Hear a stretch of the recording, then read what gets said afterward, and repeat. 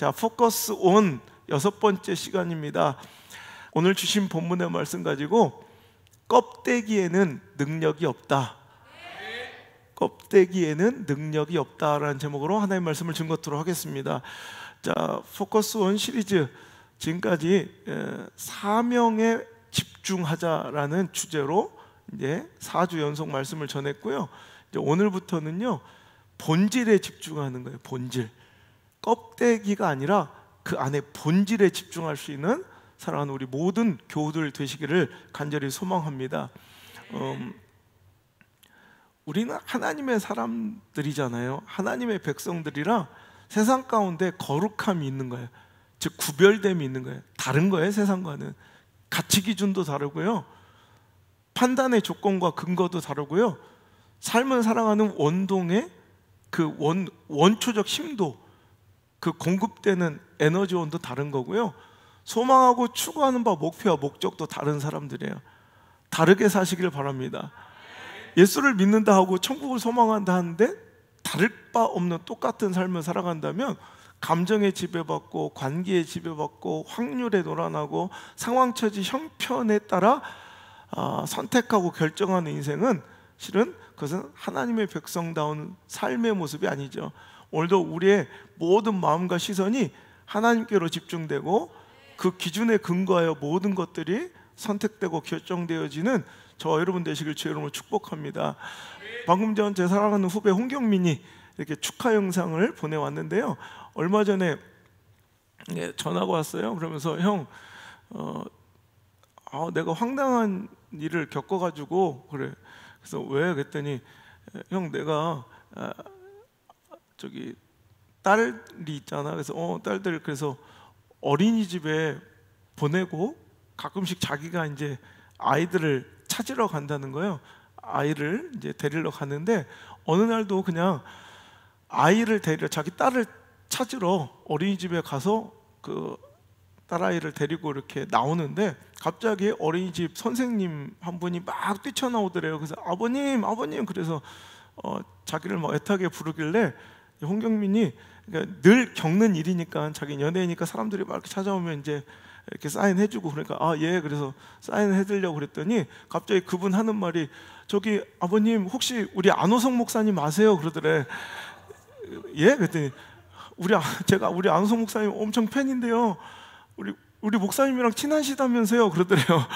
그래서 그가 너무 황당했다는 거예요. 자기가 명색이 20년이 넘은 연예인인데 자기를 기준으로 내가 친한 줄 알았더니 그쪽 계에서는 안호성 목사를 기준으로 자기가 친한 사람이더래요. 그래서 내가 그랬어요. 경민아, 네가 연예계에서는 네가 유명할지 몰라도 우리 크리스찬계에서는 내가 너보다는 팬덤이 많을 거야. 네, 그렇게 얘기를 했는데 그거예요. 기준이 다른 거죠. 우리는, 그죠? 우리는 세상이 유명하고 세상이 가치 있게 여기는 것에 우리는 기준 두는 것이 아니라 우리만의 기준이 따로 있는 거죠. 그래서 그것을 바로 우리가 소중하게 여기는 건, 우리가 목숨 걸고 지켜야 하는 우리만의 가치와 기준, 그것이 본질이 아닐까 생각을 합니다. 코로나19 사태로 인해서 예배 모임이 중단되고 또 각종 우리 신앙생활의 여러 가지 모임들이 이제 폐쇄되고 멈춰진 서글프고 참 힘든 시간을 우리가 지내고 있습니다. 그래도 믿음이 어느 정도 자라나고 성숙된 분들은 괜찮은데 이제는 영적 성장과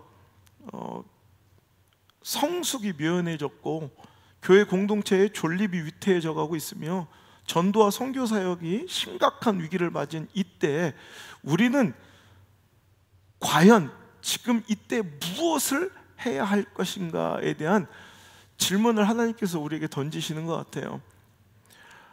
비대면 예배와 대면 예배의 선택, 또 그 선택을 한 당위성을 주장하며 상대방의 나와 다른 생각을 갖고 나와 다른 선택을 한 사람과 교회 공동체에 대한 혼란과 비난, 또 분노에 가까운 그런 욕설들, 또 비신앙적 부도덕한 집단인 것처럼 매도하는 행위들을 우리는 멈추고 절대로 해서는 안 될 것입니다.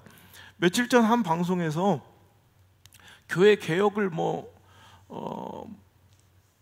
목표로 하는 어떤 단체 대표라는 한 모 목사가 나와서 정부의 무원칙적 불평등한 형평성에 어긋난 방역 조치와 종교의 자유를 너무 침해하는 행정명령의 남발에 대해 항의하고 시위하는 몇몇 교회와 목회자들을 향해 그가 한 말이요, 인터뷰 중에 그가 그런 현상이 왜 일어나는지를 그가 얘기한 그의 주장이에요. 큰 대형 교회들은 교회 건물을 짓느라고 빚이 많습니다. 그 빚을 못 갚을 위기에 처하자 저렇게 몰상식하게 대면 예배를 요구하는 것입니다 라고 얘기하더라고요. 마치 자신의 주장이 어떠한 이견의 여지가 없는 진리인 양 오늘도 그런 언론 매체에 나가서 그들이 듣고 싶은 얘기를 해주며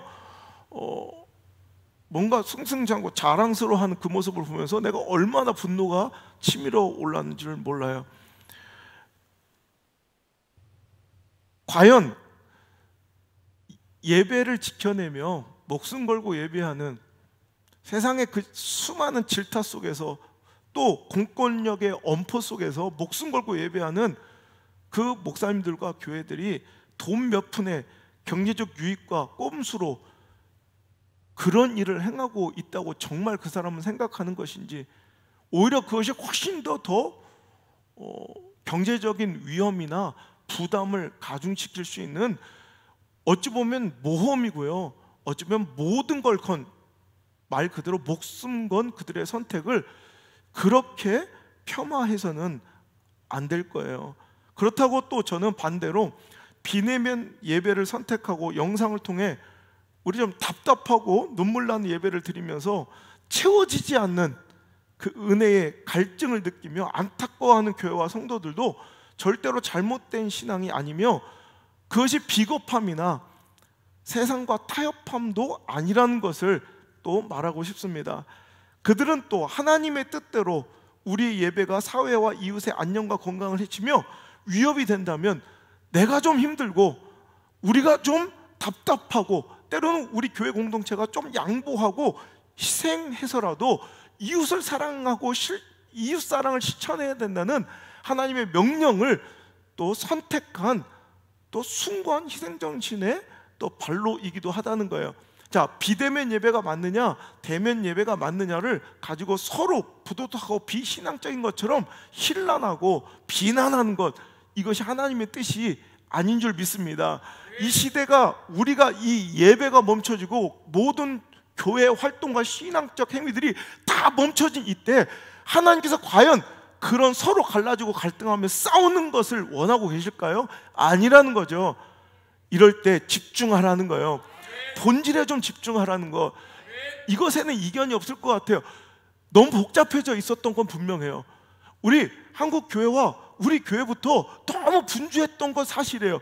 사역이 너무 많고요, 여러 가지 시스템과 여러 가지 행사들로 복잡했던 것, 이거는 이견이 없어요. 이제 한운 수 없이 멈춰졌어요. 중단됐어요.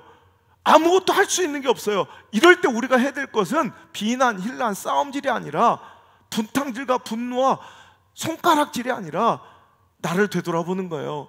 오늘도 잠잠하게, 오늘도 점검하며 우리가 오늘 이 시간 분주하게 쪼개져 있던 내 시선과 복잡하게 나눠져 있던 내 마음을 오직 포커스 온 하나님께 집중하고 오직 예수님께만 집중하여 본질을 붙잡는, 본질에 집중하는 시간으로 삼아야 할 줄 믿습니다. 여러분,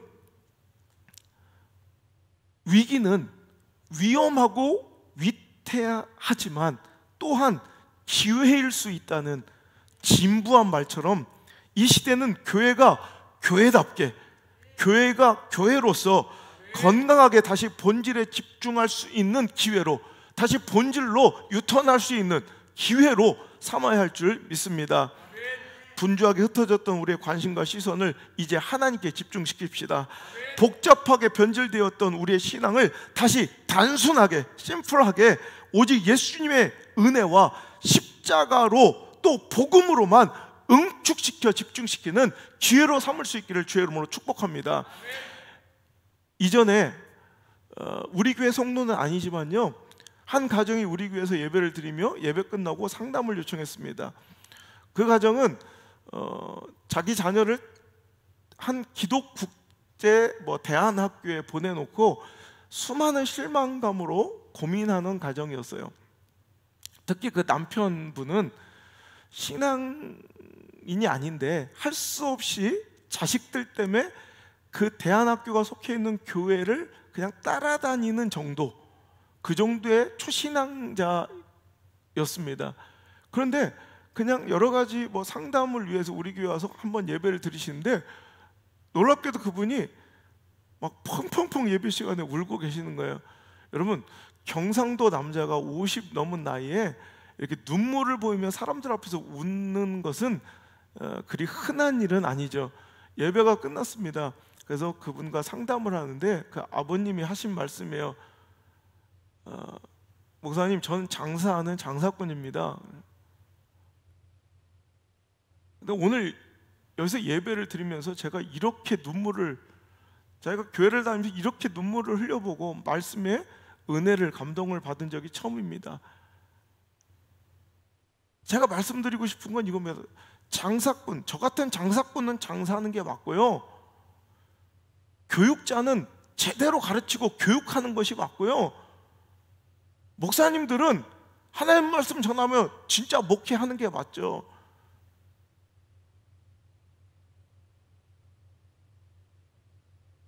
너무나도 당연한 말을 듣고 있는 현실이 부끄럽고 정신이 번쩍 나는 경험이었습니다.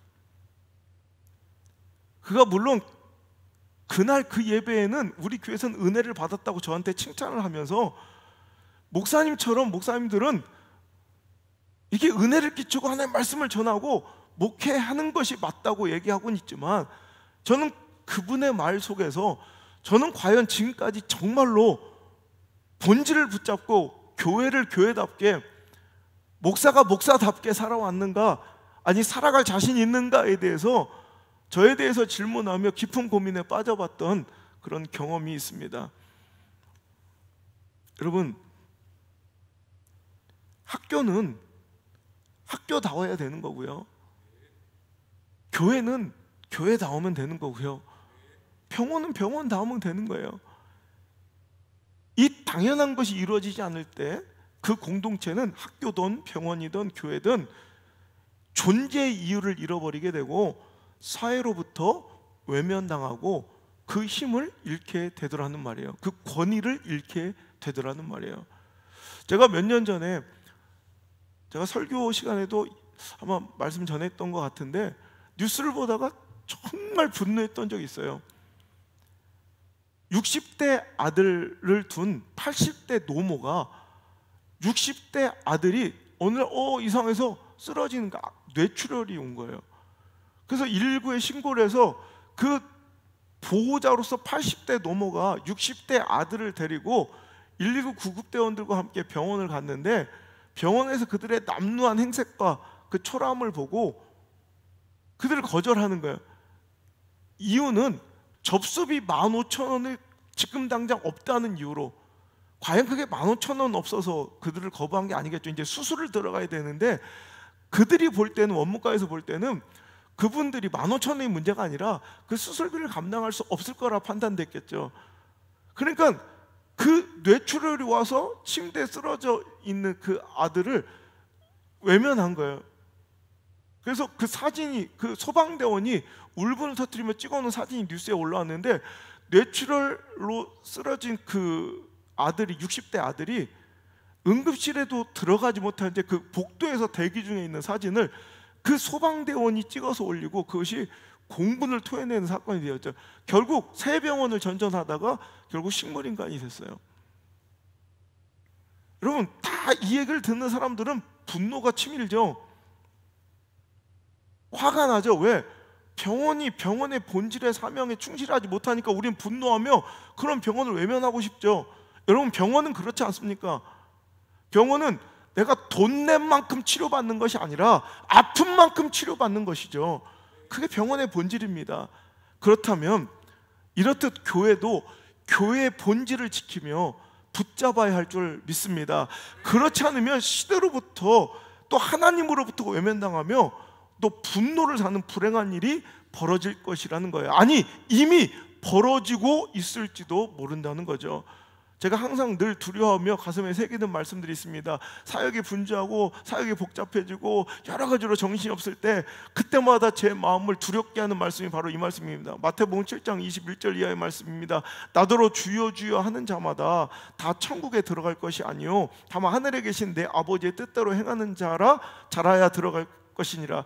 이날에 많은 사람이 나더러 이르되 주여 주여 우리가 주의 이름으로 선지자 노릇하며 주의 이름으로 귀신을 쫓아내며 주의 이름으로 많은 권능을 행하지 아니하였나이까 하리니 그때 내가 저에게 밝히 말하되 내가 너희를 도무지 알지 못하니 불법을 행하는 자들아 내게서 떠나가라 하리라. 이것이 저의 모습이 될까? 이것이 우리 교회의 모습이 될까 두렵습니다. 참 많은 일을 하는데 주님의 이름으로 주여 주여 외쳐다며 뭐 소기의 성과와 열매도 눈에 보이는 여러 가지 뭐 사람들이 인정할 만한 결과물도 많이 내었지만 정작 그것이 하나님의 기쁨이 되지 못하고 정작 예수님의 인정을 받지 못하고 이 불법을 행한 자들아 내게서 떠나가라는 하나님의 이 분노에 찬 외면을 당한다면 어찌 될 것인가? 여러분, 분명한 것은 그거예요. 우리가 열심히 분주하게 막 바쁘게 하나님의 일을 하고 교회 활동하는 거, 신앙생활, 종교 활동하는 것으로 만족할 것이 아니라 정말 나는 교회 머리 되시는 예수 그리스도를 향한 마음이 쏟아짐이 있는가, 집중이 있는가, 그분을 붙들고 있는가, 십자가의 은혜에 감격하고 있는가, 그 보혈의 은혜로 내가 구원받았음을 인정하며 모든 일들을 오늘도 행하고 있는가에 대한 여러분 자기 점검이 필요할 줄 믿습니다. 제가 뭔가 사역이 분주하고 선택과 결정의 갈림길에서 생각이 복잡해질 때마다 그 아버지의 말을 기억해요. 장사꾼은 장사하는 게 맞고요, 교육자는 교육해야 되고 목사는 목회해야 되죠. 그런데 왜 학교가 장사를 하고 있습니까? 라는 그분의 이야기를 기억해냅니다. 그리고 나서 그 복잡했던 고민과 갈등들을 딱 집중해서 교회의 역할 또 학교의 역할로 오늘도 집중시켜서 단순화시켜서 하나님이 원하시는 선택을 하려고 몸부림을 칩니다. 사랑하는 성도 여러분, 오늘 골로새 교회를 향한 이 사도 바울의 정말 애절한 고민과 책망이 우리들의 모습은 아닌지 점검해 봐야 될 것입니다. 6절의 말씀에 그러므로 너희가 그리스도 예수를 주로 받았으니 그 안에서 행하되 그 안에 뿌리를 박으며 세움을 받아라. 우리가 예수를 주로 믿고 받았습니다. 그건 내가 믿고자 노력한 것도 아니고 내가 뭔가 깨우치고 깨달은 것도 아니라 은혜를 입은 것입니다. 하나님께서 너를 의롭다 하시며 예수를 구주로 우리에게 주셨습니다. 그 은혜를 입은 자들은요 무조건 그 안에 그에게만 뿌리 내리고 뿌리를 깊이 박으며 세움을 받아야 합니다. 그래서 다른 곳에 우리가 뿌리를 내릴 것이 아니라 오직 예수 그리스도께만 우리의 모든 에너지와 시간과 신앙의 뿌리를 거기에 두어야 하고 그로부터 세워지고 자라나야 옳습니다. 그런데 신앙생활을 하며 성도들이 숫자가 늘어나지만 어떤 때는 전혀 예수 그리스도께 뿌리 박지 않고서도 충분히 신앙생활 잘하고 교회가 행복하고 수많은 사람들의 관계로서 오늘도 예배 자리가 북적북적 넘쳐날 때도 많이 있는 것을 저는 목회자이지만 솔직히 바라볼 때가 있습니다. 이거 굉장히 큰 유혹입니다. 그래도 이것을 성장으로서 그냥 놔두고 그냥 볼까, 아니면 이것이 아님을 선포하고 이 성장의 달콤한 유혹을 내 스스로 깨트려 버려야 될까를 여러분 목회자에게 있어서 이것은 굉장한 갈등이고 굉장한 모험이며 굉장한 유혹입니다. 여러분, 하지만 분명한 것은 우리는 예수 그리스도를 주로 받았고요, 그에게만 뿌리를 내리고 그로부터만 세워지는 모임이 교회가 되어야 할 줄 믿습니다. 교훈을 받은 대로 믿음에 굳게 서서 감사함을 넘치게 하고, 그 가운데 감사가 넘칠 수밖에 없겠죠. 그러면서 그가 걱정합니다. 그가 오늘도 애통해하는 것이 그예요. 교회 안에, 골로새 교회 안에 거짓 선지자들이, 거짓 교사들이 넘쳐나면 그들이 하는 행위들을 오늘도 안타까워하고 책망하고 경고하기를. 8절 함께 읽겠습니다. 시작. 누가 철학과 헛된 속임수로 너희를 사로잡을까 주의하라. 이것은 그리스도를 따름이 아니니라. 아멘. 당연히 교회 나오면 그리스도를 따르는 것 같죠. 그런데 그렇지도 않을 수도 있다는 거예요. 교회는 흥황하는 듯하고 사람은 넘쳐나는 것 같고 내 신앙의 연조는 계속 길어지고 많아지지만 내가 정작 예수 그리스도께 뿌리 내리지 않고, 내가 예수 그리스도를 집중하여 바라보지 않고 예수 그리스도를 따르지도 않고도 교회 활동은 얼마든지 가능할 수도 있다는 얘기예요. 여러분, 예수를 따라야 합니다. 우리는 예수님께 뿌리 박아야 합니다. 예수님으로부터 세워져야 합니다. 인간관계가 아니고요, 여러분 세상적 지식이나 철학이나 여러분 어떤 세상의 헛된 시대적 유행의 대세의 속임수에 여러분 그것을 어떤 교회 성장의 원리와 원동력으로 사용하여 머리 숫자를 늘리는 그런 달콤한 성장의 유혹도 우리는 뿌리쳐야 합니다. 오직 교회는 예수로 살고 예수로 죽어야 합니다. 예수로 흥하고 예수로 문 닫아야 합니다. 예수님 때문에 부흥해야 되고요, 예수님 때문에 문 닫을 수도 있어야 된다는 거예요. 교회 경영과 교회 성장이, 여러분 그것이 교회의 본질의 목표가 아니라는 거죠. 예수를 따르는 길에 그것을 거절해야 될 때가 생긴다면 우리는 단호하게 건물도 거절하고 관계도 거절하고 조직도 거절하고 시스템도 거절하고, 여러분 세상의 인정과 칭찬과 자아의 발현과 실현과 만족도 부정하고 오히려 예수님만 따라야 할 줄 믿습니다. 여러분 껍데기에는 능력이 없습니다. 껍데기를 추구하고 껍데기를 붙잡고 살아가는 교회와 성도들 되지 않길 바랍니다. 카고 컬트라는 이야기를 들어보셨습니까? 카고, 화물, 컬트, 숭배를. 2차 대전이 한창일 때 남태평양 군도 여러 섬들을 미군은 전략기지로 삼았습니다. 그래서 비행장을 만들고 그곳에 보급기를 보내 그곳을 지키는 미군들에게 생필품과 무기들을 공급해야 했습니다. 그때 뉴기니에 사는 원주민들은 놀라운 사실을 생애 처음으로 목도하게 됩니다. 난생 처음 접하는 하얀 피부의 인간들이 갑자기 그 섬에 상주하더니 뭔가 막 나무를 베어내고 큰 길을 닦고 있습니다. 그리고 여러 가지 집을 짓고 뭐 짝대 같은 것을 짓고 뭐 들고 지키기 시작합니다. 그리고 얼마 후에 처음 보는 어마어마한 큰 새 같은 것이 날아와 그 길에 내려앉습니다. 우리는 알죠, 그 비행기라는 것을. 거기에서 수많은 물품들을 내려놓는 거예요. 성냥, 탄산음료, 초콜릿, 처음 보는 신기하고 너무나도 달콤한 그것들을 미군으로부터 조금씩 얻게 된 뉴기니 원주민들은 마냥 행복했습니다. 그러나 전쟁이 끝나고 미군은 이제 모두 철수했습니다. 그들은 언젠가 그 큰 새가 날아와 다시 그들이 맛보았던 달콤한 문명의 이기들을 줄 것이라고 믿고 바라고 원했습니다. 그래서 그들은 자신의 영역, 자신의 종족의 영역에 미군들이 지었던 활주로를, 길을 똑같이 내고요, 관제탑 같은 원두막도 스스로 세우고요, 그리고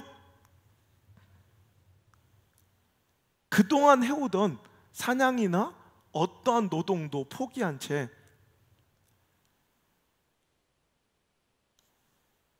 화물을 잔뜩 실은 그 비행기가 날아와 여기에 앉아줄 것을 기도하고 기대하며 착륙하기만을 기다렸습니다. 아무리 기다려도 그런 일이 벌어지지 않자 자기의 믿음과 숭배가 부족했다 여겼던 그들은 코코넛 껍질을 파가지고 그들이 썼던 똑같은 철모처럼 만들어 뒤집어 쓰고요, 짝대기로 소총처럼 메고 그들이 했던 대로 똑같이 부초서는 행위도 덩달아 따라 했다고 합니다.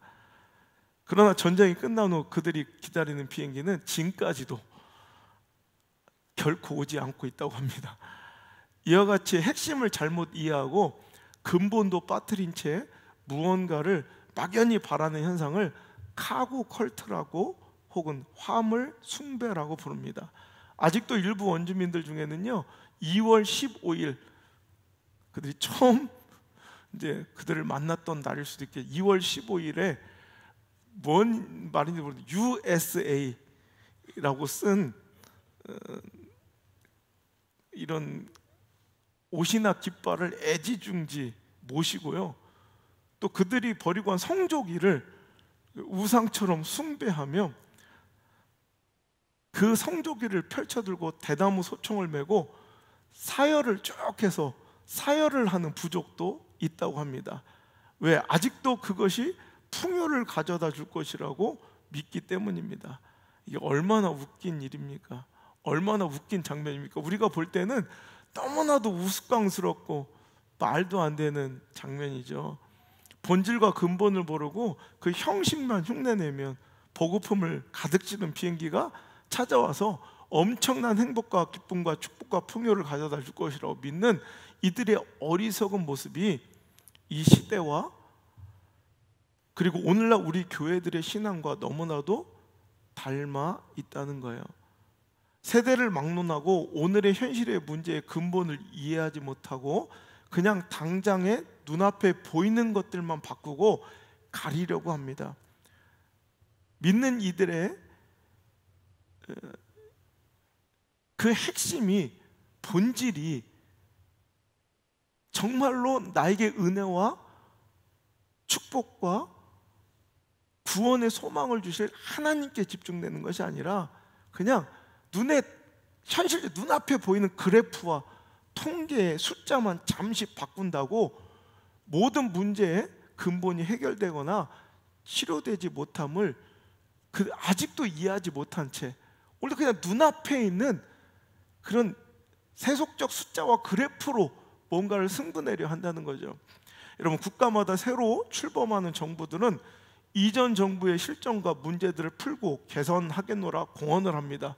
그래서 여러 분야에서 적폐청산을 외치며 야심차게 개혁의 박차를 가하게 되죠.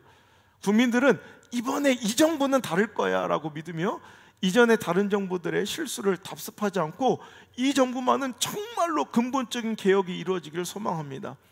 눈앞의 실업률만 잠시 떨어뜨리는 고용정책이 아니라 잠시 잠깐 인기를 얻고 다음 정부 때 또 폐기될 교육정책이 아니라 실효성 없는 보여주기식의 가족정책과 자녀 양육 지원책이 아니라 들쑥날쑥 혼동만 야기하는 부동산 정책이 아니라 시간이 좀 걸리더라도 문제의 핵심과 근본을 파고드는 멋진 개혁을, 진짜 개혁을 성공적으로 이뤄내는 정부가 되길 바라며 투표하고 또 지지합니다. 하지만 대부분 정권을 잡으면요, 초심과 본질을 잃어버리고 방황하기 시작하고 헛수고를 하다가 민심과 지지를 잃어버리고 결국 정권을 빼앗기게 됩니다. 여러분, 교회도 신앙도 마찬가지입니다. 교회가 권위를 잃어버리고 힘을 잃어버리고 성도가 예수님 말씀대로 빛과 소금의 선한 영향력을 이 시대 가운데, 세상 가운데 펼치지 못하는 이유는 바로 믿음의 본질, 신앙의 본질을 잃어버리고 그 지엽적인 비본질적인 껍데기만을 붙들고 있기 때문입니다.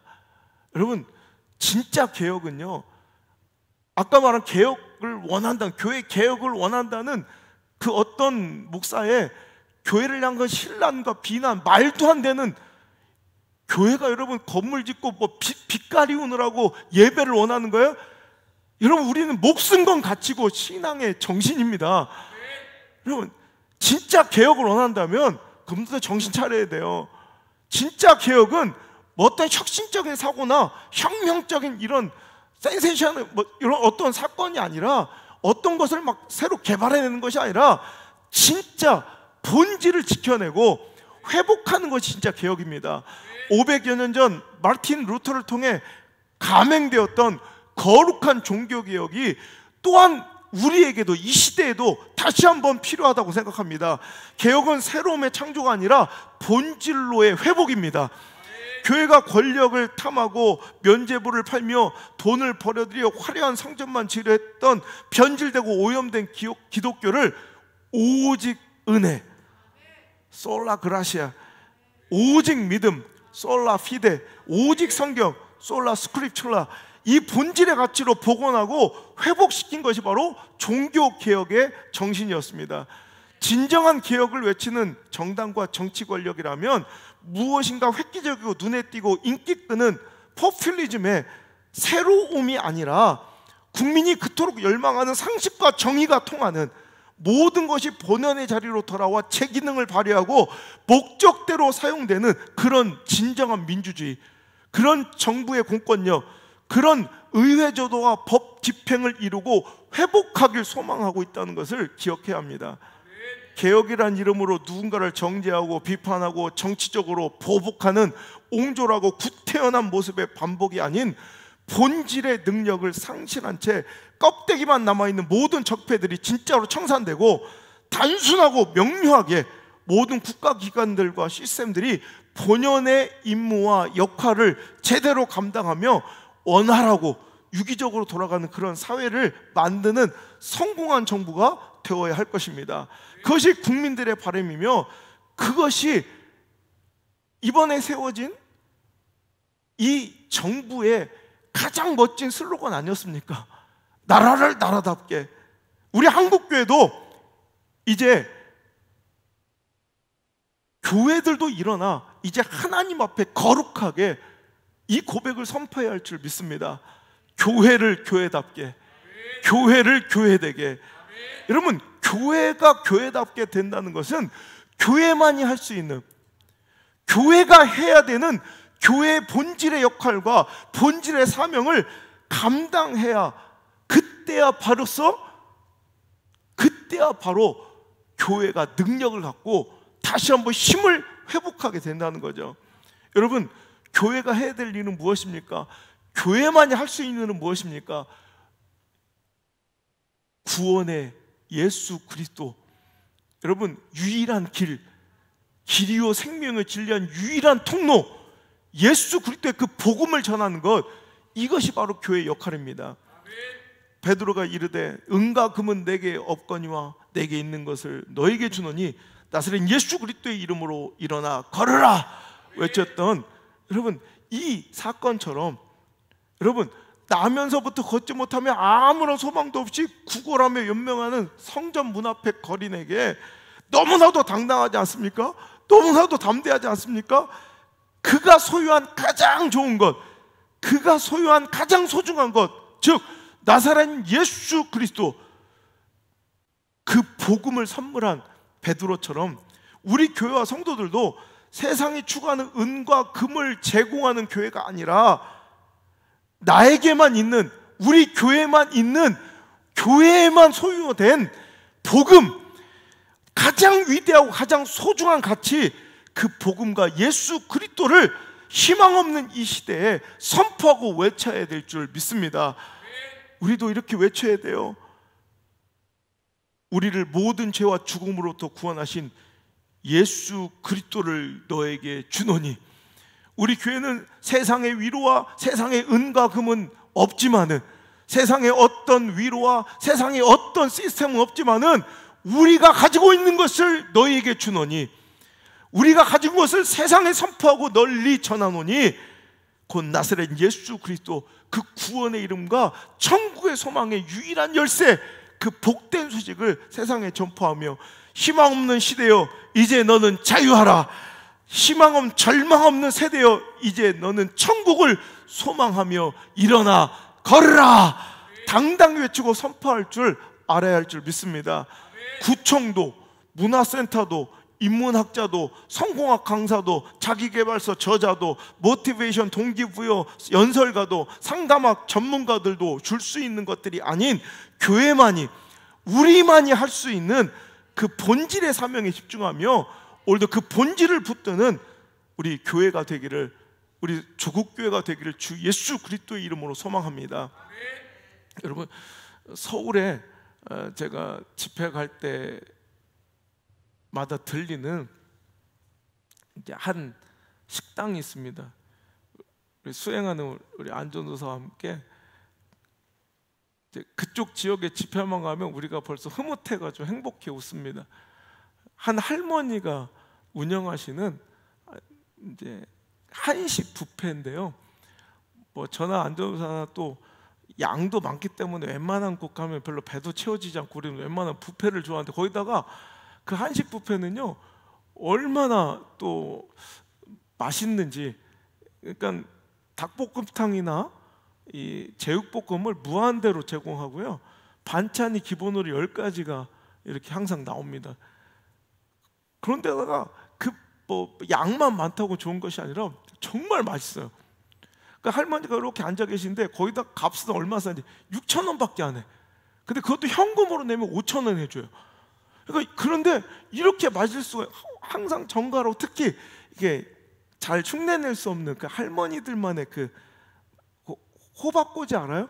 호박 이렇게 말려서 이렇게 볶는 호박꼬지 같은 나물들, 뭐 이런 음식들은 또 막 정갈한 김치, 이것도 진짜 옛날에 내가 먹어왔던 진짜 고향의 맛, 우리 어머니, 옛날 우리 할머니 손맛이 거기서 느낄 수 있어서 우리는 거기만 가면 그 식당에 가서 너무나 행복을 만끽하며 항상 야 정말 우리 어머니 맛, 우리 어머니 생각난다, 진짜 이게 고향의 맛이다 이렇게 먹거든요. 어느 날과 다름없이 우리가 식사를 마치고 좀 늦은, 우리는 사람들 많을 때 잘 안 가니까 사람들 좀 없는 시간을 틈타서 이렇게 먹고서 딱 나오는데, 그때 점심 장사가 다 끝나고 그 주방 안에서 일하는 직원들이 이렇게 커피를 마시며 브레이크 타임인지 이렇게 커피를 한 잔씩 들고 나와 깜짝 놀랐어요. 글쎄 이 고향의 맛, 우리 어머니의 손맛을 느끼게 해줬던 이 음식을 만드는 사람들, 주방에 직원들이 나오는데 노랑머리야. 다 러시아 말을 써요. 러시아 말. 나 깜짝 놀랐어요. 어디서 왔대? 우크라이나에서 왔대. 아니 여기서 어떻게 고향의 맛이 난단 말인가? 우리 어머니의 손맛이 어떻게 났단 말인가? 알고 보니까 그거예요. 할머니의 레시피대로만 똑같이 따는, 그 사람들 그거 먹지도 않는데, 그 사람들은 그 식당의 음식 먹지도 않는데 그냥 모르는 음식이니까 할머니가 시키는 그대로 한대. 오히려 한국 사람 쓰면 맛이 달라진대요. 지 레시피가 있대. 자기 엄마식이 있어. 또 자기 출신 고향지에 거기서 하는 특별한 그런 방식들로 자꾸 손을 대는 거야. 근데 우크라이나는 달라. 몰라. 그냥 시키는 대로 할머니의 레시피 정확하게 그 본질만 붙들고 있으니 우크라이나가 와도 되고 베트남이 와도 되고 어떤 사람이 와서 만들어도 그 고향의 맛, 할머니의 손맛이 나더라는 거예요. 교회도 그렇습니다. 사람 바뀌면 후딱 무너지는 교회가 아니라 사람 한 명 때문에 좌우되는 교회가 아니었으면 좋겠습니다. 그래서 본질이 바로 세워지고 교회의 머리 대신 그리스도의 십자가의 은혜, 그 보혈의 능력이라는 본질이 바로 세워지고 확립, 즉 확고히 서게 되면, 그래서 교회가, 예배가 보혈의 그 피비린내로 진동하는 예배와 교회를 회복해낸다면, 십자가만 바라보도 눈물이 터지는 그 감격과 감사의 눈물의 짠내가 진동하는 예배와 교회를 회복해낸다면, 그때부터는 어떤 리더든 어떤 목회자든 어떤 중직자, 결정과자 세워져도 상관이 없이, 어떤 교단이든 복음주의든 은사주의든 보수적, 진보적 어떤 색채의 신앙 노선을 추구하는 사람이든 상관없이 그 교회의 능력은 발휘되게 될 줄 믿습니다. 복음이면 충분합니다.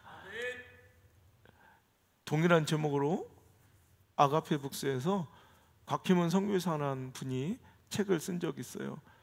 케냐의 쓰레기 마을, 쓰레기가 산더미처럼 쌓여서 쓰레기를 주워 먹고 사는 이 쓰레기 마을, 고로고초라는 마을에서 선교를 하면서 다른 선교사님처럼 빵을 제공하고 달콤한 어떤 문명의 이기를 제공하는 것이 아니라 오직 복음으로, 복음만을 전하는 평신도 사역자, 평신도 선교사의 정말 하나님의 놀라운 역사와 섭리를 그대로 아주 원색적으로 드러내는 그런 역사의 이야기들이 기록되어 있습니다.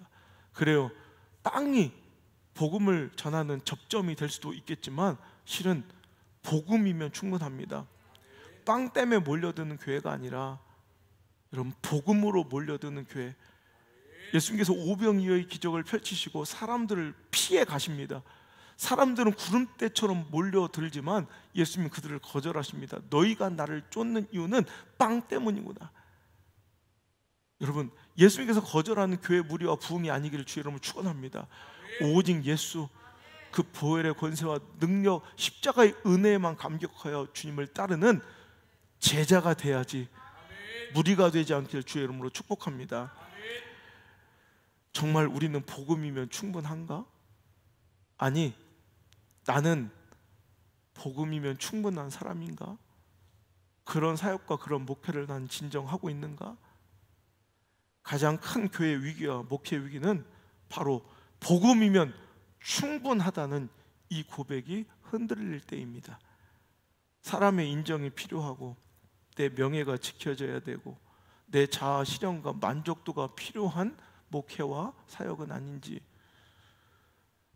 본질 복음보다 성장이라는 달콤한 유혹에 빠져 마음을 빼앗기고 있지 않는지를 저도 늘 두려워하며 점검할 테니 여러분도 혹시 여러분의 목적과 시선이 빵에 쏟아지고 있지는 않은지, 오늘도 복음이면 충분하다는 이 고백이 흔들리고 있지는 않은지를 늘 점검하는 지혜롭고 분별력 있는 성도들 되시길 주의 이름으로 축복합니다. 두 번째, 여러분 본질에 집중해야 된다면 두 번째 오늘 말씀해 주신 비본질에는 자유하라라는 거예요. 본질이 확실하고 확고히 세워졌다면 그 비본질에 여러분 마음을 쏟거나 그것에 흔들려서는 안 될 것이라는 거죠. 오늘 이 말씀은 두 가지로 이제 딱 주제가 정해져 있습니다. 골로새 교회를 향한, 어찌 보면 사도 바울을 향한 성령님의 감동으로 책망이죠. 그러니까 또 권면이죠. 그러니까 철학이나 헛된 속임수, 시대적 어떤 초등학문 같은 것들로 오늘도 우리의 마음을 뺏기거나 또 본질을 잃어버려서는 안 된다. 본질을 붙들고 본질에 목숨을 걸어라라는 주제와 함께 또 그렇지 않은 자들의 비본질을 붙잡고 늘어지며 그것을 주로 여기고 또 그것을 하지 않는 자들에게 비판하고 정죄하는 것들에 대해서 너희는 흔들리지 마라라는 거예요. 여러분, 이 두 가지, 본질에 목숨 걸고 비본질에 자유하라. 그것만 물어보면 이건 본질입니까? 그럼 목숨 거십시오. 비본질입니까? 그럼 자유하십시오. 얼마 전에 우리 아들 성주가 신앙적 그런 고민을 저한테 물어보더라고요. 근데 그래서 그냥 하나님을 아버지로 생각하고 이게 본질인지 비본질인지, 본질적인 것만 붙들고 비본질이면 그냥 자유해도 된다. 여러분, 본질에 목숨 걸고 비본질엔 자유하길 바랍니다. 비본질이 주가 되면 안 된다는 거죠. 근데 오늘 거짓 교사들은요, 오늘 16절 볼까요? 그러므로 먹고 마시는 것과 절기나 초하루와 안식일 이후로 누구든지 너희를 비판하지 못하게 하라. 이것들은 장래일의 그림자니 몸은 그리스도의 것이니라. 그죠? 아무도 꾸며낸 겸손과 천사 숭배를 이유로 너를 정죄하지 못하게 하라. 그가 그 본 것에 의하여 그 육신의 생각을 따라 헛되이 과장한다. 무슨 얘기? 여러분, 많이 보이는 오늘날 우리들의 행태일 수도 있어요. 그들이 당시에 먹고 마시는 것과 초하루나 안식일, 그러니까 먹고 마시는 것, 그러니까 금욕주의. 그러니까 어떤 이제 음식에 대한 율법 규례, 그래서 어떤 것을 부정하고 못 먹고 뭐 이런 것일 수 있지만 당시 이 골로새 교회 이 금욕주의자들은 이 먹고 마시는 것에 대한 금욕, 그래서 어떤 사람이 뭐 좀 먹는 거 그런 걸 비판하고 뭐 마시는 것에 대해 비판하고 비난하고 정죄. 야, 그걸로 따지면 우리 교회는 완전히 다 비판받아 마땅한, 너무 많이 먹어. 그죠? 금욕주의와 또 어떤 절기, 성일에 대한, 안식일에 대한 이런 것들에 대해서 자기는 이렇게 지킨다는 거예요. 물론 뭐 그것을 뭐 비난할 필요는 없습니다. 그런데 그것을 가지고 남을 그 비본질을 가지고 기준하여 누군가를 평가하고 믿음이 잘 됐니 못 됐니 딱 가르고 있다면 당신은 거기서부터 범죄예요. 그렇게 살아도 돼요. 예를 들어서 주일날 어떤 사람은 평생을 주일날 돈 안 쓰는 것을 뭐 신앙의 가치로 생각하고 뭐 죽어도 식당 안 가고 괜찮아요. 그렇게 살더니 뭐 자기만 배고프지 뭐. 그런데 어떤 사람이 주일날 뭐 새송도를 데리고 와서 식당에 밥을 사 먹는데 저 주일날 돈을 쓴다고 저 부도덕한 그런 마음이 나한테 일이라도 있으면 당신 범죄예요. 오히려 그런 것들로 내가 하나님께 책망받을 자지 칭찬받을 수 절대 없다는 거예요. 이거는 옳을 것 같아요. 여러분 그렇게 사셔도 돼요. 주일날 돈을 안 쓰든지 주일날 뭐 절대로 뭐 속옷 반스 메리아스부터 막 다리 읊던지 그건 알아서 하세요. 그런데 그것을 가지고 다른 사람을 정죄하고 비판한다면 당신 건 범죄예요. 자, 오늘 그것들이 자, 그 결론을 보세요. 먹고 마시는 것과 절기나 초하루 안식을 이유로 누구든지 널 비판하지 못하게 하라. 이것들은 장래일의 그림자이나 몸은 그리스도의 것이야. 이것들은 다 지금 옛날에 폐하해진 율법들의 이야기라는 거예요. 이것들은 다 무엇을 향해 가고 있어? 장래일에 대한 그림자였을 뿐이래. 실체가 있고 본질이 있고 그림자는 비본질이에요. 이 그림자가 중요해. 진짜 사람이 중요해요. 이건 그림자일 뿐이에요. 성일이나 어떤 규례들에 대한 이런 행위들은 그림자에서 왜?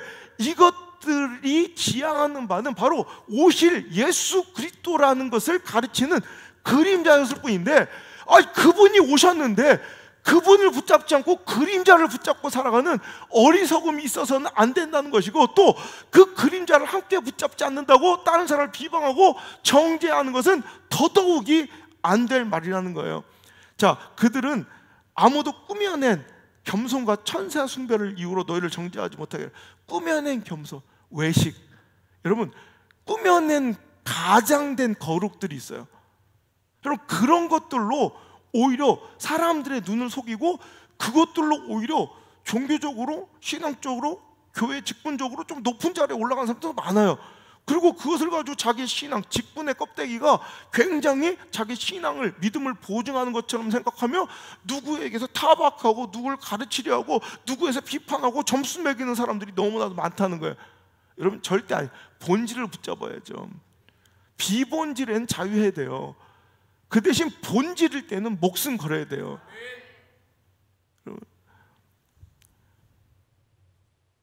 껍데기에는 능력이 없는데 자꾸 껍데기를 실체인 양 생각하며 그림자는 능력이 없는데 그림자에 어떤 능력이 있는지 생각하며 그림자를 쫓는 그런 우리의 허망한 신앙, 골레셋 교회 위기가 우리 교회와 우리 신앙의 위기가 되지 않기를 간절히 소망합니다. 여러분 미얀마, 우리 지금도 미얀마에서 함께 예배 드리는 가정들이 있는데요. 우리 미얀마에 미얀마 관광이나 미얀마 여행을 하면 가장 많이 들르는 곳이 미얀마의 인레 호수예요. 인레 호수. 이 인레 호수는 미얀마의 두 번째 큰 호수로요. 이 인레 호는 많은 관광객들이 이곳을 관광의 꽃으로, 미얀마 관광의 꽃으로 선택하는 이유는 여러분 많이 보셨을 거예요. 인레 호에서 고기잡이하는 어부들과 또 이 쭈묘라고 여러분 TV에서 보셨어요? 토마토 농사 밭인데 그 호수 위에 둥둥 떠다니는 밭 보셨어요? 그러니까 호수 위에 밭을 만들었어요. 호수 위에 이렇게 흙을 이렇게 쌓아가지고 걔들이 둥둥 떠다녀요. 거기서 농장을 거의 미얀마 생산 토마토의 거의 대부분이 거기서 나와요. 그러니까 신기하잖아요. 호수 위에 밭이 있는 거. 그리고 거기 수상가옥, 그 물 위에서 생활하는 그 수상가옥, 수상민족, 이런 인따족과 또 이 쭈묘, 또 가장 유명한 것이 그 인따족의 고기잡이 모습. 그래서 미얀마 관광청의 홍보 포스터나 미얀마 패키지 여행의 그런 광고 사진으로 메인 화면으로 가장 많이 등장하는 게 바로 이 인따족의 고기잡이, 이색적인 고기잡이 모습이에요. 여러분 한 번쯤 보셨어요? 이거 보셨죠?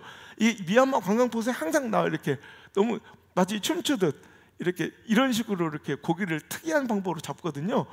그래서 많은 사람들이 이런 모습을 보기 위해서 이 인따족은 이 일레호수에 가장 많이 사는 부족, 수상 부족으로 당연히 고기를 잡아, 물고기를 잡아 먹고 사는 어부들이에요.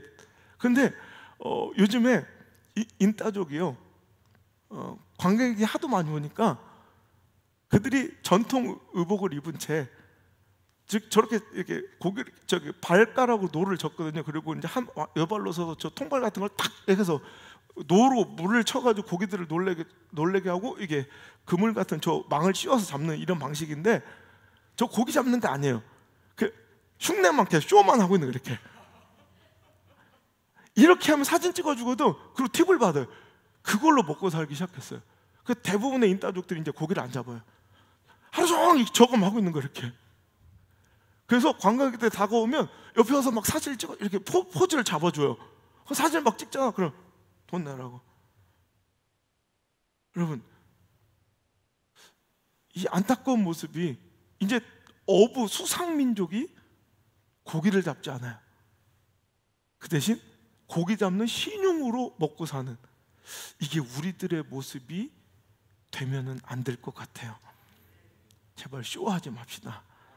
형식적인 외형적인 모습은 다 멋진데 정작 진짜 본질인 고기잡이를 하지 않고 있는 인따족처럼 우리도 지금 그런 예배로, 그런 신앙으로 계속 반복되는 분주함은 아니었는지, 정말 어떤 상황, 어떤 처지든 어떤 형편이든 주님만을 예배하고, 어떤 자리에서든 예수 그리스도의 그 십자가의 보혈에 대해 시선을 집중시키고 조금 더 흐트러지지 않는 진짜 믿음이 우리에게 있기를 간절히 바랍니다. 껍데기, 그 행동들, 비본질적인 지엽적인 것들, 그 가지의 능력이 있는 것이 아니라, 여러분, 포도나무 그 원 나무에 능력이 있는 줄 믿으시길 바랍니다. 그래서 여러분, 그들은 다 뭐예요? 머리를 붙들지 아니하는 자래요.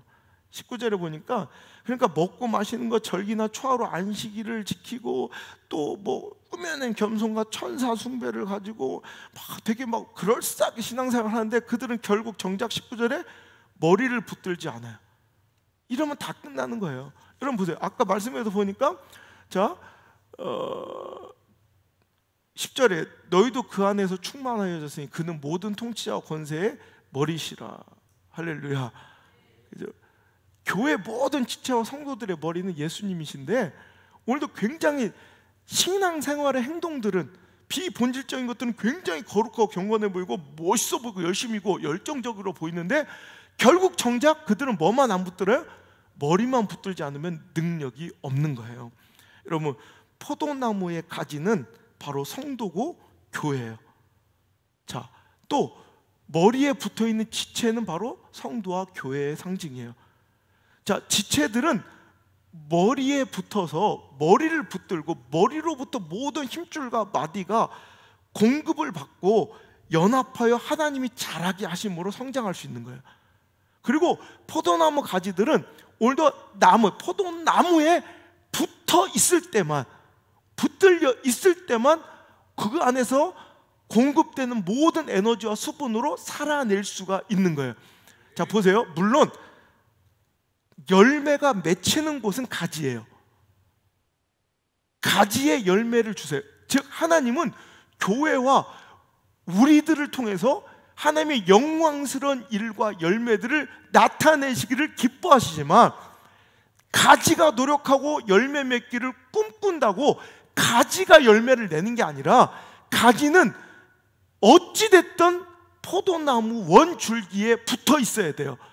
거기로부터 수분과 에너지가, 생명의 근원이 공급되어 정작 열매는 가지에 나는 거지, 가지가 애쓴다고, 가지가 노력한다고, 가지가 힘쓴다고, 가지가 지혜롭다고, 가지가 훌륭하게 생겼다고, 여러분 거기에서 열매가 나는 것이 아니라는 거죠.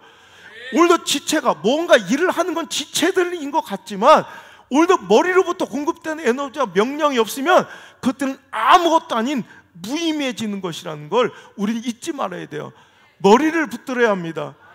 여러분, 행위는 현란한데, 종교적 행위들은 능숙한데, 다만 예수 그리스도, 머리 대신 예수님을 붙잡지 않은 허망한 자들처럼 되지 마시고, 가지는 무성한데 원 줄기에 붙어있지 않은 썩을 태워질 가지나무 되지 마시고, 이제 포도나무에 붙어있는 가지 가장 강력하며 머리의 지배와 머리의 공급함을 받는 지체들, 가장 강력하며 이런 자들 되시길 주의 이름으로 축원합니다. 여러분, 우주인과 전투기 조종사들은 중력 가속 내성 훈련을 받아요. 중력 가속 내성, 그것이 익숙해지는 훈련을 받는 거예요. 예를 들어서 우주선이 로켓이 팍 발사, 우주인을 태운 우주선이 쏘아 올려질 때 얼마나 힘들겠어요. 그 안에 그 기압은 중력 가속은 거의 8G. 그러니까 8G는 일반 우리가 지금 느끼고 있는 중력의 8배라는 뜻이에요. 그러니까 내 몸무게의 8배가 짓누르는 거예요. 그런 이제 힘을 받고 또 이런 고통을 견뎌내는 거예요. 특히 전투기 조종사들, 제가 늘 얘기하죠. 초음속 전투기 있죠. 초음속 전투기들이 이제 음속 비행을 하면서 선회할 때 확 돌 때 있죠. 확, 그때는 어느 정도 9G까지, 그러니까 우리 중력의 9배의 고통을 감당해야 돼요. 그러니까 이 9배의 중력이 이렇게 쫙 찍어 누르니까 피가 뇌까지 올라오지 않아요. 그러니까 피가 뇌에 공급돼야 산소가 공급돼서 뇌가 활성화됐는데, 여러분 보세요. 우주인이나 전투기 조종사들은 엘리트 중에 엘리트들이에요. 이 엘리트 중에 엘리트들이 이 중력 가속도 내성 훈련을 받으려면, 그러니까 일반 우주인들은 4에서 8G 훈련을 받아요. 그러니까 4 중력부터 이제 8 중력 이상을 이제 견뎌내는 훈련을 일반적으로 우리 러시아 가가린 우주 기지 알죠? 거기 우리 무한도전 팀도 가서 3기, 2.5기에서 3G까지는 거기까지는 웬만하면 그냥 괜찮대요. 근데 4G부터는 완전히 4G부터 8G까지 훈련을 받고, 전투기 조종사들은 9G까지 6에서 9G를 거의 훈련을 받는데, 제가 얘기했죠. 이렇게 팔처럼 달린 케이블카처럼 박스 안에 이제 거기 사람을 태우고 이게 막 도는 거예요. 그래서 중력 가속을 이제 내성화 훈련, 그걸 버텨내는 훈련을 하는데, 거의 4G, 5G 정도 들어가면 이제 피가 공급되지 않아서 정신이 멍해지기 시작하고 이제 점점점 뇌가 활동이 이제 중단되기 시작하죠. 뇌의 지시를 받지 못하는 거예요. 그러니까 그 엘리트와 똑똑했던 사람들이 구구단을 못 외우고요, 자기 이름을 몰라요. 여러분 보세요. 얼마나 대단한 사람들이에요. 우주인이 될 정도면, 전투기, 초음속 전투기를 보는 전투기 조종사가 될 정도면 얼마나 똑똑하고 엘리트들이냐는 거예요. 근데 그것들이 아무리 똑똑하고 지식이 많고 뭐 재능 있는 것 같아도 뇌로부터 어떤 명령과 공급되는 지시를 받지 못하니까 결국 아무것도 못하는, 거의 대부분 이제 쥐락이라고 하는데, 쥐락, 졸도하는 거예요. 중력 가속에 의한 의식 상실을, 그러니까 의식을 잃어버리는 현상을 쥐락이라고 하는데, 아무것도 아닌 무능력하고 무기력한 존재가 되어버려요. 딱 교회가 그래요. 교회가 하나님 붙들지 않으면, 예수 그리스도 공급받는 은혜가 내 지체 안에 잘 돌지 못하면, 여러분, 교회는 세상에 세워진 모든 조직과 공동체 가운데 가장 영향력 있고 가장 권능 있고 가장 능력 있고 가장 힘 있는 여러분 공동체인 줄 믿습니까? 그런데 우리가 붙들어야 될 머리 대신 예수 그리스도로부터 그 은혜가 공급되어 흐르지 않으면, 지시가 내려오지 않고 마디마다 지체마다 그 능력이 임하지 않으면, 이 능력 있고 힘 있는 교회 공동체라 할지라도 세상에서 가장 무능력하고 무기력한 존재로 쓰러질 수밖에 없다는 거 기억하시고, 우리는 이제 그것을 두려워하고 명심해야 할 줄 믿습니다. 항상 경계하고 두려워하며, 오늘도 내가 본질로부터 멀어지고 있는지, 내가 본질로부터 오늘도 멀어질 유혹을 받고 있지는 않은지를 자꾸 점검하며, 행위적인 어떤 모양새로서 내 믿음을 어떤 증거 받으려고 하지 마시고, 인정받으려 하지 마시고, 이런 행위의 거룩함이나 행동과 외적인 모습의 구별됨이 아니라 어떤 상황에도 예수님께 속하려는, 그 안에만 있으려는 그 머리를 붙들려는 간절한 목마름과 갈망이 우리에게 있어야 할 줄 믿습니다. 성경을 읽습니다. 성경을 읽는 이유가 무엇입니까? 예배의 본질적 이유는 무엇입니까? 바로 하나님의 뜻을 알고 그 뜻대로 살기 위함이요, 유일한 구원의 길이신, 또 유일한 구원의 통로이신 예수 그리스도를 발견하는 것이 성경을 읽는 것의 목적이고 예배 중에 말씀 듣는 이유입니다. 그런데 어떤 때는 우리가 성경을 읽는 것이 그냥 자기 의가 돼버리고 몇 독했는지를 자랑하는 자랑거리가 되어서는 안 됩니다. 오늘도 성경을 읽는 가운데 예수님을 발견하시길 바라고, 나를 향하신 하나님의 그 뜻을 발견하셔서 그 선하시고 기뻐하신 목적대로 살아가려는 몸부림이 2021년도 새해에는 넘쳐날 수 있기를 간절히 바랍니다. 여러분, 육체의 할례를 오늘도 자랑할 것이 아니라, 오늘도 이들은, 골로새 교회 거짓 교사들은 육체의 할례를 주라고 외적인 지역적인 비본질적인 것들로 자기 믿음을 자랑하고 그렇지 않은 자들을 힐난하고 비난했지만, 예수님께서는 골로새서 2장 11절에 그 안에서 너희가 손으로 하지 아니한 할례를 받았으니 곧 육의 몸을 벗는 것이요 그리스도의 할례니라. 여러분, 진짜 할례는, 여러분, 내가 교회 다니고 등록하고 내가 직분이 무엇이고 이런 눈에 보이는 외형적인 육의 할례가 아니라 그리스도의 할례로 인쳐진 자가 진짜예요. 심장에 십자가가 새겨지고 예수 그리스도의 그 은혜로 말미암아 무엇이든 감당할 수 있는 그 믿음이 있는 자, 진짜 예수 그리스도를 따르는 제자들의 삶이 진짜 할례지, 그리스도의 할례를 받아야 돼요. 그러니까 오늘도 그리스도의 할례는 오늘도 말씀으로 나타낸 예수님을 믿고 따르는 거, 예수님만 따르는 거, 예수님만 바라보는 거, 예수님만 꿈꾸는 거, 예수님만 사랑하는 것, 어떤 행위들이 아니라. 할렐루야. 여러분, 사도행전 7장 51절 52절에 여러분, 목이 곧고 마음과 귀에 할례를 받지 못한 사람들아, 너희도 너희 조상과 같이 항상 성령을 거스르는도다. 너희 조상들이 선지자들 중에 누구를 박해하지 아니하였느냐? 의인이 오시리라 예고한 자들을 그들이 죽였고 이제 너희도 그 의인을 잡아준 자요 살인한 자가 되나니. 여러분, 이것은 바로 스데반 집사님이 죽기 직전의 마지막 설교입니다. 스데반의 순교 직전에 너희들 제발 육체 할례만 자랑할 것이 아니라 뭐의 할례를 받으래요? 너희 마음과 너희 귀의 할례를 좀 받아라. 이거 육체 할례로 구원이 보장된 것이 아니라 네 마음의 할례가 있어야 될 것이고 귀의 할례가 있어야 돼서 제발 성령을 거스르지 마라. 네 조상들도 이제 예수 그리스도가 의인이 오실 거라는 선지자들 다 잡아 죽이지 않았느냐? 이제 의인이 오셨는데도 너희들이 그 짓을 하고 있구나. 근데 그들은 이를 갈며 달려들어 그를 돌로 쳐 죽이고 말았어요. 육의 할례는 있었지만 그들은 뭐가? 마음과 귀의 할례가 있지 않아 말씀 중에 누구를? 예수님을 발견하지 못하는 거예요.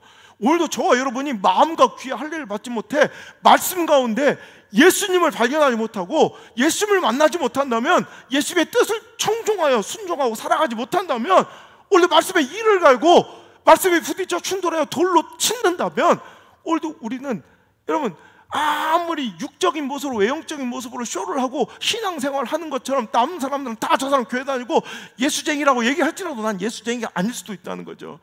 자, 이제 그 스데반을 쳐 죽인 사울이라는 청년 앞에 두고 그를 쳐 죽였습니다. 근데 그 일에 주도했던 사울이라는 청년이 이제 그 은혜를 받아 예수 그리스도를 만나게 되고 이제 사도 바울이 되어 피 맺힌 회가 피울음 소리 나는 오늘도 통렬한 시대를 향한 외침으로 이렇게 또 고백합니다. 로마서 2장 28절 29절 함께 읽겠습니다. 시작. 무릇 표면적 유대인이 유대인이 아니요 표면적 육신의 할례가 할례가 아니니라. 오직 이면적 유대인이 유대인이며 할례는 마음에 할지니 영에 있고 율법 조문에 있지 아니한 것이라. 사람에게서가 아니요 다만 하나님에게서니라. 아멘. 할렐루야. 이제 너희 마음과 귀의 할례 좀 받아라 하며 예수 그리스도를 구주로 받아들이고 영접할 것을 외치다 오늘도 이를 갈며 돌로 치려는 자들을, 그 가운데서도 예수를 전하고 죽었던 스데반, 그 스데반의 돌로 쳐 죽임에 순교에 앞장섰던 사울이 정작 그도 예수님을 만나고 그분을 뵙게 되니까 오늘도 눈물 나는 통렬한 피울음 소리로 시대를 향해서 외치고 있습니다. 외형적 유대인이 하나님 백성이 아니라 이면적, 즉 마음의 할례를 받은 자들. 정말 나도 옛날엔 내가 보이는 외형적 전통들과 배경들과 또 신앙적 이런 행위들을 자랑하고 그 육의 할례로 아브라함의 자손이라고 주장했지만 아니라는 거예요. 그 선민의식이 정말 선택받은 민족이 아니라 마음의 할례를 받고 하나님의 말씀을 통해 예수님을 발견하고 그 뜻대로 살려는 아름다운 삶의 모습들이 있는 자들, 그런 자들이 바로 진짜 예수쟁이, 진짜 예수 그리스도를 따르는 제자들인 줄 믿습니다. 포도나무 가지의 가장 큰 능력은, 포도나무 가지의 가장 큰 자랑은 원줄기에 붙어 있는 것이며 지체는 머리에 붙어 있어야 합니다. 본질을 붙들고 그것이 상실될까, 조금이라도 멀어지고 떨어질까 두려워해야 합니다. 대학교 떨어진 것보다, 영어 점수, 수학 점수 떨어진 것보다, 내신 등급 떨어지는 것보다 그것을 더 두려워하고 염려하고 민감하게 반응하는 진짜 예수쟁이, 그 십자가의 능력, 그 은혜를 향한 우리들의 갈망은 멈출 수 없다고 고백하는 저 여러분 되시길 주의 이름으로 축원합니다. 멈출 수 없는 그 사랑, 십자가의 그 사랑을 노래하고 찬양하는 우리들 되기를 원합니다. 찬양합시다. 멈출 수 없는 사랑을.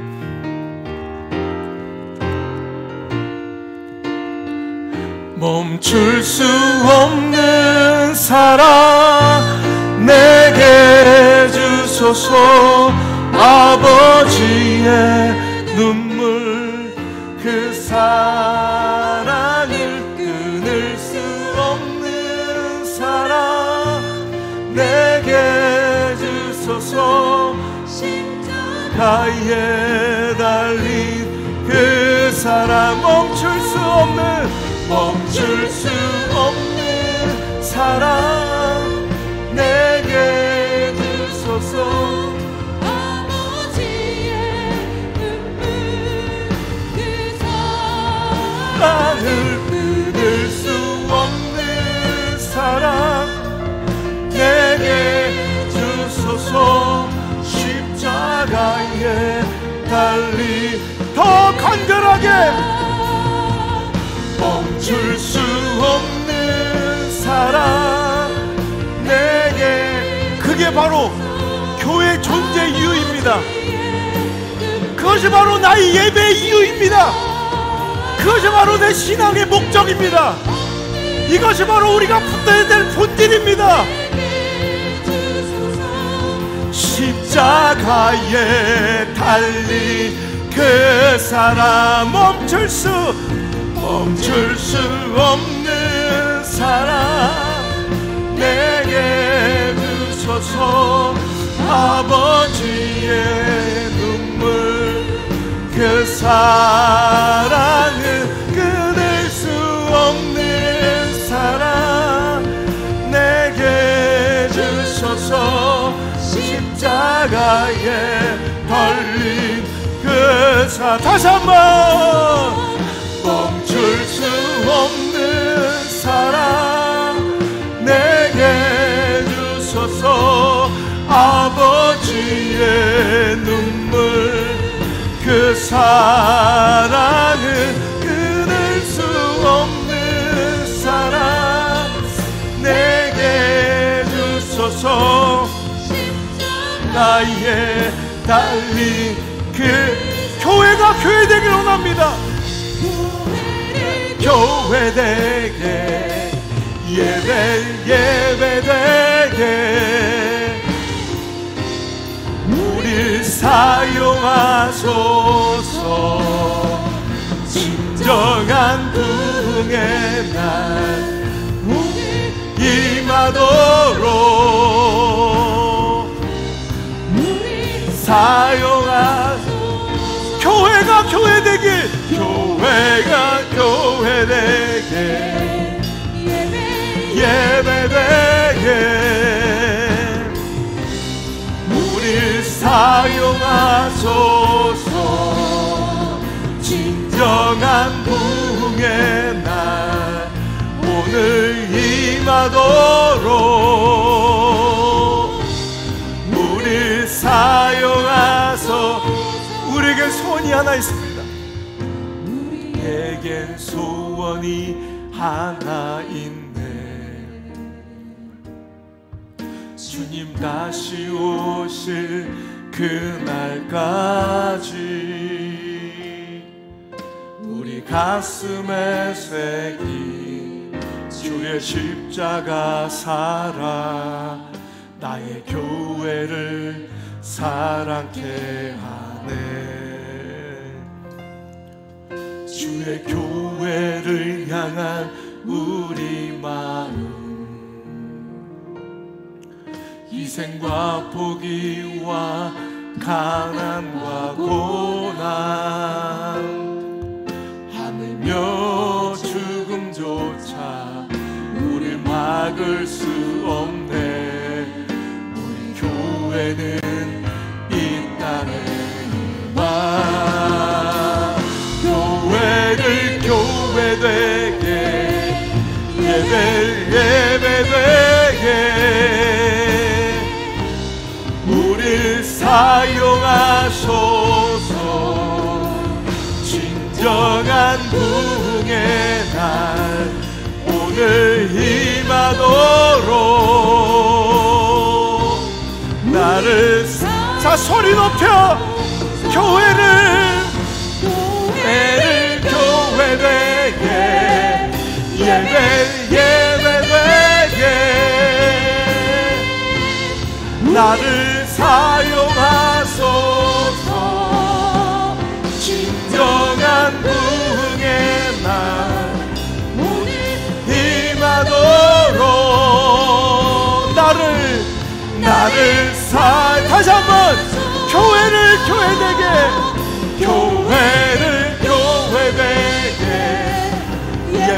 예배되게 나를 사용해 주세요.